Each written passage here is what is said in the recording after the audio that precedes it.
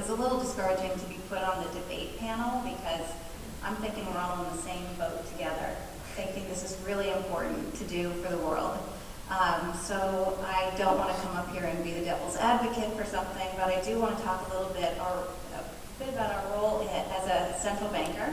And these are my opinions, not Ben Bernanke's or the role of the central bank of the United States. But I have been there for a while, so I have formed some pretty strong opinions.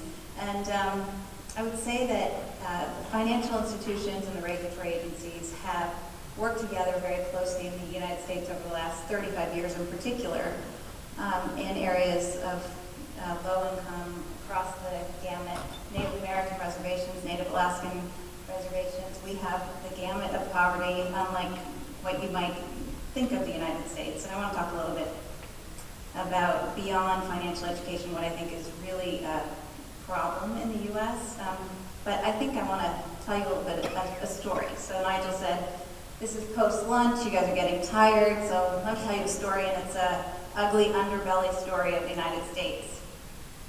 And before financial institutions really participated with banks and nonprofits and other government agencies to really work in these low-income communities, there was this ugly practice that financial institutions did in low-income communities in the U.S. called redlining. And they literally draw red lines around communities from which they were extracting deposits, but they wouldn't relend. So many communities in the U.S. became very dilapidated and lacked a lot of investment. And the regulatory agencies and the Congress stepped in and said, we need a law that says to banks, you cannot do this any longer. You have to lend in these low-income communities, you have to provide financial services regardless of income. Well, many, many years of disinvestment in low-income communities made adults very suspect of financial institutions, and there are still many adults in the U.S. that do not use or trust mainstream financial institutions. They go to payday lenders, check cashers, so we're doing a lot of work to turn that around. The tide is shifting, but I'll tell you, my time is running out, so I won't belabor this. We can talk a lot about how important it is to get access to checking and savings for children.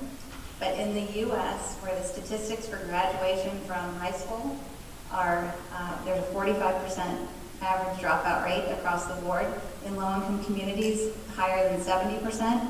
If we don't even have the basic education, savings accounts and many other things will not matter. It's critical that we go back to that.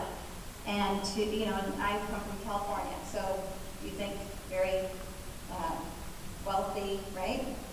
So California, our state, gives $8,000 per capita per child per year to be educated.